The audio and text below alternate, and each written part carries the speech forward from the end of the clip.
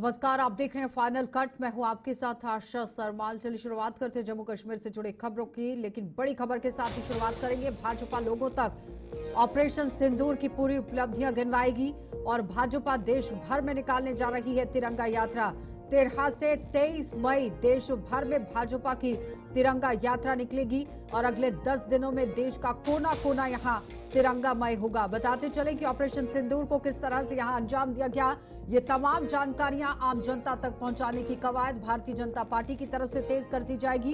13 से लेकर 23 मई तक ये बड़ा अभियान चलाया जाएगा, जिसमें बताते चले कि आम जनता तक पूरी जानकारियां उपलब्ध कराने की कोशिश की जाएगी और भाजपा इस अभियान के जरिए जनता को ये बताएगी कि ऑपरेशन सिंदूर के तहत भारत ने कैसे नागरिकों को संकट से सुरक्षित निकाला और राष्ट्रीय स्वाभिमान को मजबूत किया। तो इस यात्रा को कोऑर्डिनेट करने की जिम्मेदारी पार्टी के वरिष्ठ नेताओं को दी गई, जिसमें संबित पात्रा का नाम आया, विनोद तावड़े का नाम आया, तरुण चुग जैसे नेताओं को ये पूरी कमान जो है वो सौंपी गई है। तो बताते चले कि भारतीय जनता पार्टी 13 मई से लेकर यहां 23 मई तक देश भर में तिरंगा यात्रा निकालने जा रही है।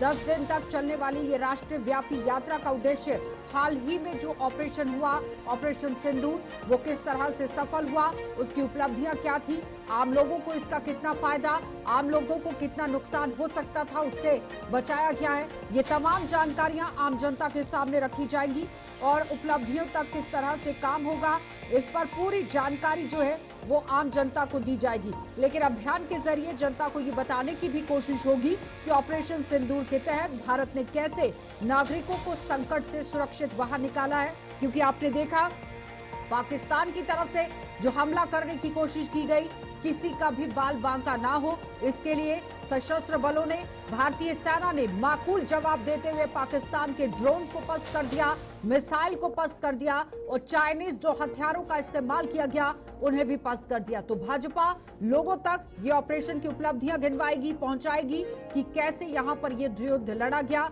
ऑपरेशन सिंदूर को कैसे अंजाम दिया गया। क्योंकि पहलगाम के अंदर जो हमारे निर्दोष लोग, जो 26 लोगों को आप देखिए किस तरह से आतंकवादियों ने निशाना बनाया, उसका बदला भारत सरकार ने पाकिस्तान से ले लिया है। और साथ ही साथ देखिए सेना की जो उपलब्धि इस बार रही है वो सबके सामने रखी जाएगी। 13 मई से 23 मई तक ये बड़ा अभियान चलाया जाएगा और साथ ही साथ तिरंगा यात्रा निकाली जाएगी, तिरंगा रैली यहां पर निकाली जाएगी और जनता तक यहां ये पूरी जानकारी पहुंचाने की कोशिश होगी। आगे बढ़ जाते, उपराज्यपाल मनोज सिन्हा ने भाजपा नेता पूर्व एमएलसी स्वर्गीय रमेश अरोड़ा को भावनीय श्रद्धांजलि दी। उपराज्यपाल आज स्वर्गीय रमेश अरोड़ा की जम्मू स्थित आवास पर पहुंचे और उन्हें अपने श्रद्धा सुमन अर्पित कर दिवंगत की आत्मा की शांति की कामना की। जम्मू के divisional commissioner Ramesh Kumar, IG Bhimsen टूटी और जम्मू सांबा कठुआ रेंज के डीआईजी शिव कुमार भी इस मौके पर मौजूद थे। और बताते चले कि रमेश अरोड़ा का पिछले दिनों एक लंबी बीमारी के कारण निधन हो गया था।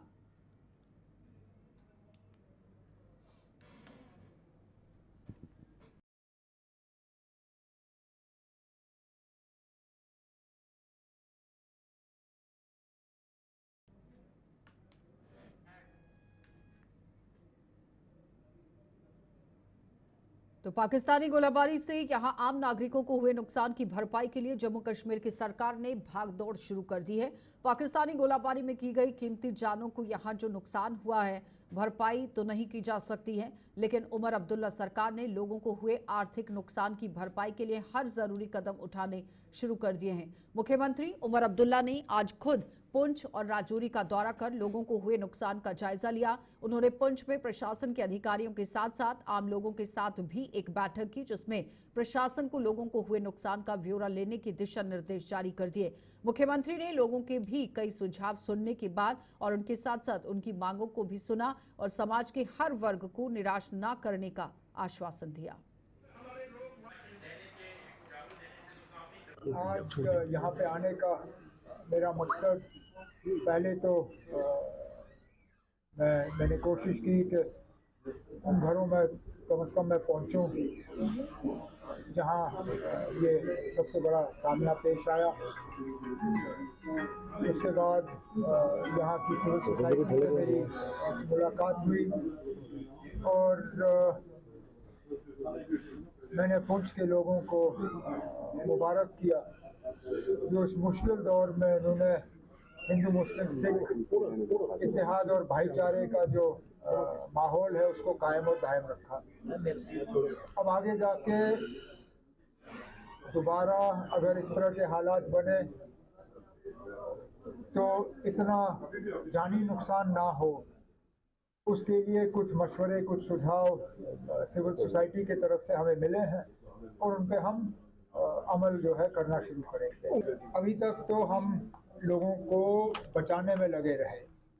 अब जबकि सीज फायर चल रहा है, सीज फायर को चले हुए 24 घंटे से ज़्यादा हो गए, अब डिस्ट्रिक्ट एडमिनिस्ट्रेशन को हर ज़िले में, पूंछ, राजौरी, बाकी ज़िले जहाँ जहाँ शेलिंग हुई है, जम्मू वगैरह, बारामूला, कुपवारा, बांडीकोट, सब डीसीज़ को अब वाज़ेह हिदायत दी गई है कि वो अपनी टीम कायम करें। उन टीम्स में जो है इंजीनियरिंग एक्सपर्ट्स भी रखें और जहाँ जहाँ शेलिंग का असर किसी स्ट्रक्चर पे हुआ है उस स्ट्रक्चर की असेसमेंट करें। जो डैमेज हुआ है डैमेज असेस करें। डैमेज असेसमेंट के बाद एक बाज़ाब्ता एक परफॉर्मा के तहत इन्हें हम मुआवजा देते हैं। एक तो उन लोगों से जिनके अजीज़ व कारब इस जंग की भेंट हो गए, शहीद हो गए, उनको उनके लवाकीन को मिलने के लिए, आत्मपुरसी करने के लिए और जो अमलाक को नुकसानात यहाँ हुए हैं वो देखने के लिए वज़ात खुद आए और सिविल सोसाइटी की मीटिंग भी ली। कुछ इश्यूज भी डिस्कस हुए और जिनके लिए सीएम साहब ने यहाँ कुछ बातें यहाँ कही हैं जो इंशाल्लाह आने वाले टाइम में उनको हम पूरा करेंगे। जैसे कि इस बार काफी नुकसान हुआ, तो इसको देखते हुए आगे के लिए कुछ ऐसा सरकार कर रही है कि ताकि कम से कम नुकसान। मैंने वही बात कही कि एक पूरी तरीके से लायामुल बनाया जाएगा। हम लोग जो है वो बॉर्डर जोन में हैं और आतंकी मुल्क पाकिस्तान जम्मू और कश्मीर के सीमावर्ती इलाकों में की गई गोलाबारी के बाद कई इलाकों में जिंदा शेल बरामद किए गए हैं जिन्हें सेना द्वारा डिफ्यूज किया जा रहा है। इसी कड़ी में सेना ने राजौरी की मंजाकोट इलाके में आज रिहायशी इलाकों के नजदीक गिरे 3 जिंदा शेल डिफ्यूज करने के लिए बड़े पैमाने पर एक बड़ा अभियान चलाया जो सफलतापूर्वक संपन्न हुआ। सेना के मुताबिक ये तीनों शेल 120 mm से ज्यादा के थे जो रिहायशी इलाकों के बेहद नजदीक गिरे थे और इस अभियान के दौरान इन इलाकों में रहने वाले लोगों को वहां से रेस्क्यू कर सुरक्षित जगहों पर पहुंचाया गया, जिसके बाद ये शेल डिफ्यूज कर दिए गए।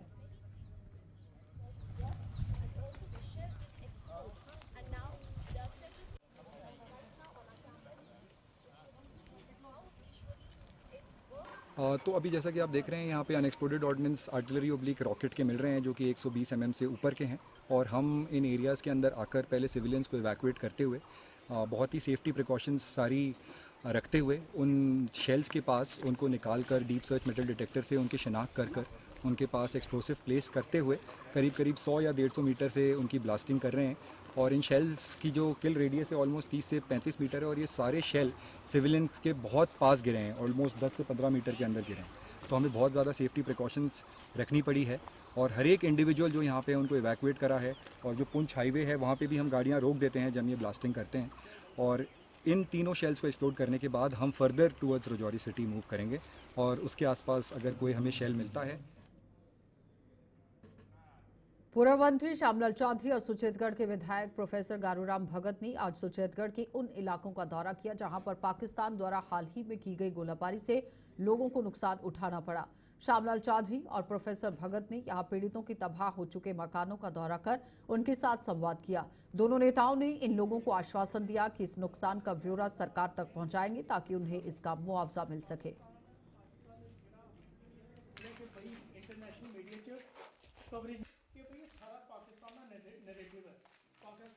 पाकिस्तान जान के ही शैलिंग कर रहा है, ठीक है, बाहर जो नुकसान हो गया वो ते गवर्नमेंट आप देगी मगर साडा मेन मुद्दा है कि हम पिंडां दे पिंड खाली होण ते ऐसी की करना वाने बंदे रखने सिख रहे चलो अपना थोड़ा की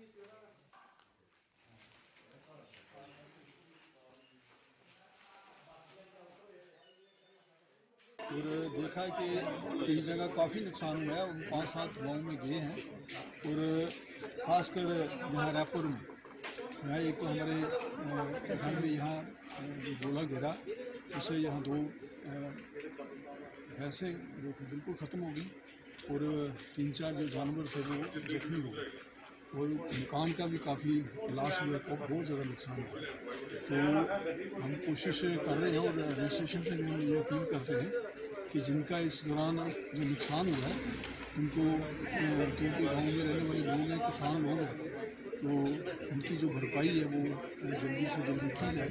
और जो भी प्राप्त जो मुआवजा है इनको, मतलब कंपनसेशन है, वो इनको मिलना चाहिए, ताकि ये अपना, जिसका घर टूटा है वो अपना घर बना सके, जिसके जानवर का नुकसान हुआ है वो अपने जानवर खरीद सके, क्योंकि इनका जो दारोमदार है वो जानवरों पे और इन खेतों में। तो और यहाँ आम हमने देखा है कि यहाँ की जो डिमांड है वो यही है कि हर घर में एक बंकर बनना चाहिए, ताकि ऐसे हालात में जो घर के परिवार हैं वो सेफ्टी से वहाँ रह सकें। तो जम्मू में आज कुछ दिनों के बाद बाजार पूरी तरह से खुलने से दुकानदारों के अलावा आम लोगों ने भी राहत की सांस ली है। पिछले दिनों आतंकी मुल्क पाकिस्तान द्वारा दिखाई जा रही औकात के मद्देनजर बाजार बंद थे। हालांकि बीते रविवार को कुछ एक इलाकों में दुकानें खुली जरूर थी, लेकिन आज एक हफ्ता पहले यहां दिन होने के चलते दुकानदार कामकाज पर लौट आए हैं और बाजारों में भी धीरे धीरे रौनक उमड़नी शुरू हो गई है।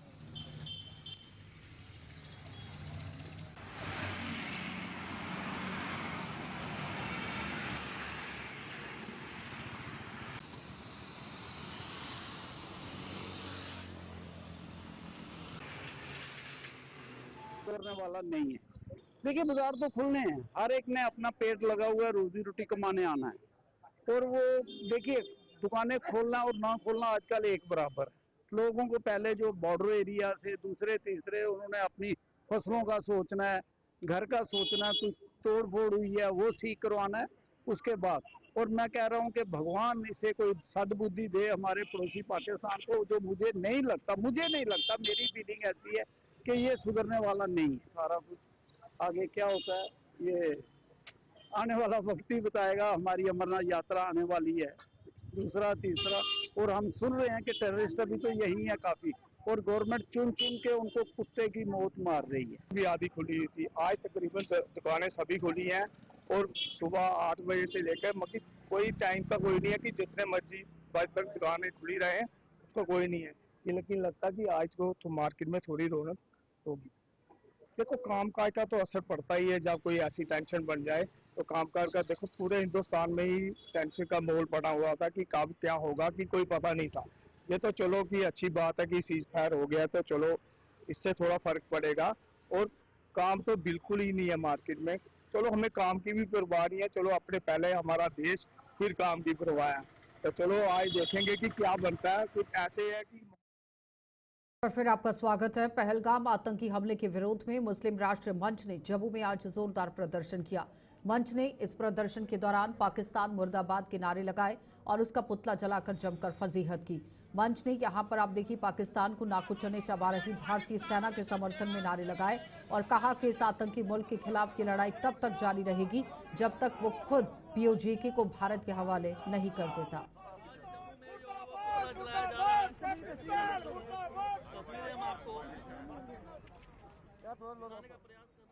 हमारी जो सेना जो पाकिस्तान पे अटैक कर रही है उसका पूरे हिंदुस्तान की 140 करोड़ जनता स्वागत कर रही है। जिसने आखिरी कर दी थी पाकिस्तान ने आतंकवाद के अंदर भी, हर चीज़ के अंदर। तो ये अभी जो हमारा वो हो रहा है जम्मू कश्मीर में जो ये पीओके है, बहुत जल्दी हिंदुस्तान के अंदर ये मिलने वाला है। और हमें उम्मीद है कि हमारे दृढ़ इच्छा शक्ति रखने वाले मोदी जी अब आने वाले वक्त के अंदर हिंदुस्तान को सबक सिखा के रहेंगे, नस्तो नाबूद करके रहेंगे। अगर ये बात होगी तो सिर्फ पीओजे के बात होगी कि जो पीओजे के जो हिंदुस्तान का है वो पाकिस्तान कब छोड़ता है, कब हमें देता है। और तीसरा, अगर दोबारा अगर पाकिस्तान जो है टेररिस्ट के द्वारा अगर कोई ऐसी कोई हिमाकत करता है तो उसको हिंदुस्तान भारत सरकार गवर्नमेंट जो है उसको युद्ध के स्तर पे लिया जाएगा कि उसको एक्ट ऑफ वार माना जाएगा और उसी के हिसाब से उसको तो भारत और पाकिस्तान में 10 मई शाम को सीजफायर की घोषणा की कुछ समय बाद ही पाकिस्तान ने अपनी औकात पर उतरते हुए जम्मू के सीमावर्ती इलाकों पर भी जमकर गोले बरसाए। पाकिस्तान ने सीजफायर का उल्लंघन करते हुए भारी गोलाबारी की, जिसमें सबसे ज्यादा नुकसान पहाड़ीवाला, कोटा, मेरा और पलामवाला सहित कई अन्य क्षेत्रों को सहना पड़ा। इन इलाकों में लोगों की आशियानों के साथ साथ माल मवेशी को भी नुकसान हुआ। चारों ओर तबाही का मंजर देखने को मिल रहा था और लोगों को अब सरकार से राहत मिलने का इंतजार भी है।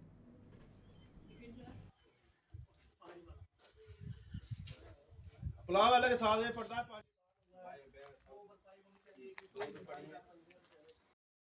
इधर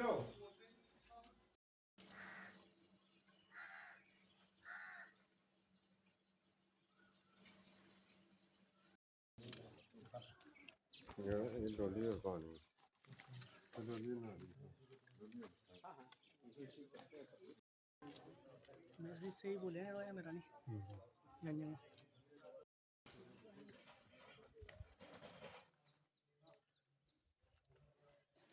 आम लोगों को टारगेट किया है और उसी के चलते जो है अब आप देखिए कि क्या है पाकिस्तान पानी डाइल्यूट हो गया। मेरे 8 पशु खत्म हो गए, 5 गायें मैंने उधर दफनाई, यानी खड्डा निकाल के जिसमें से, तो 2 अभी उधर पड़े हैं फ्रेम जा रहे हो।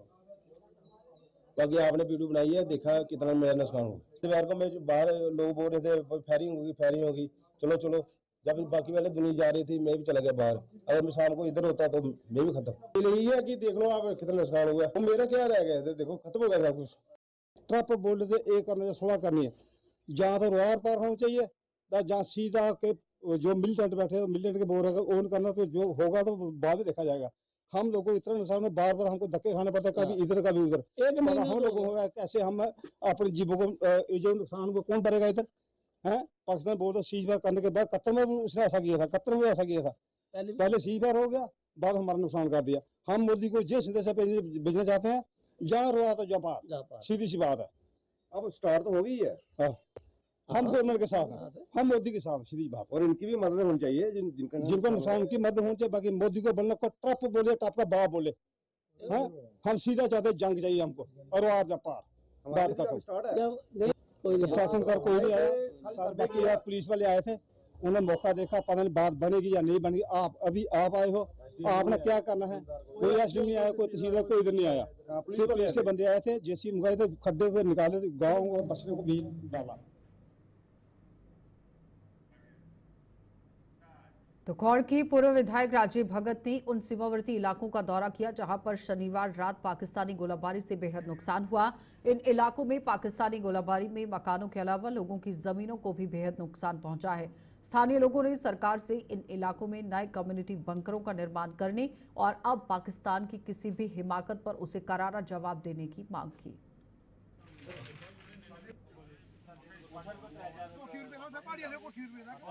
नमस्कार, मेरा नाम कुलदीप सिंह है। जिहड़े हालात बने दे देश के, तुसें पता पाकिस्तान जिहड़ा बशर्मी हरकतां करा, लगातार फायर करा, साढ़ा जिहड़ा पिंड है भी ओहदी जद च आए दा।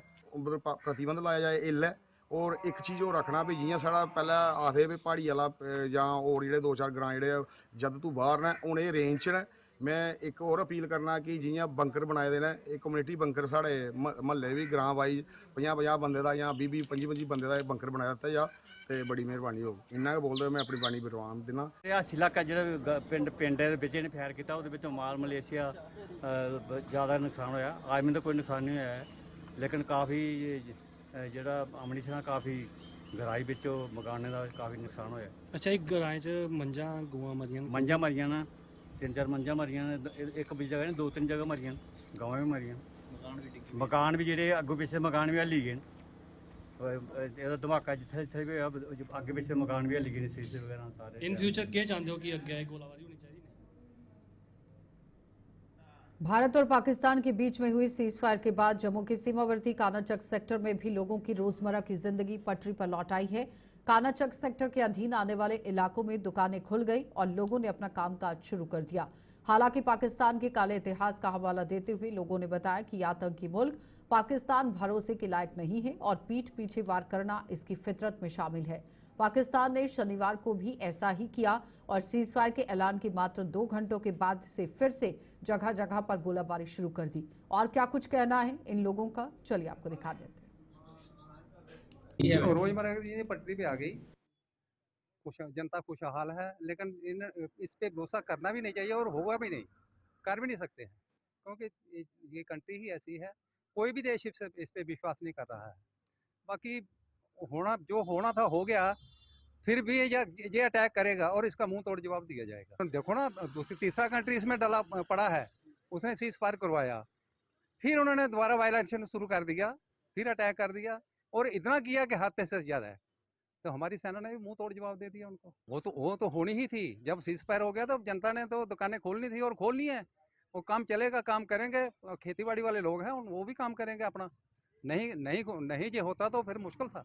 पूरा सीज फायर करने का एक जो निर्णय लिया है, जो ठीक है, वो अच्छी बात है, लेकिन पाकिस्तान एक ऐसा देश है जो पीठ के पीछे वार करता है। इस पर कोई हम यकीन नहीं कर सकते, ना ही हमारी मोदी सरकार कर सकती है। लेकिन चलो, फिर भी दोनों देश शांति चाहते थे। जो हमारे जिम्मेदार जो एरिया है, जो हमारा गांव का इलाका है, जिनका कामकाज रोजी रोटी एक खेत से चलती है, वो सारी बंद।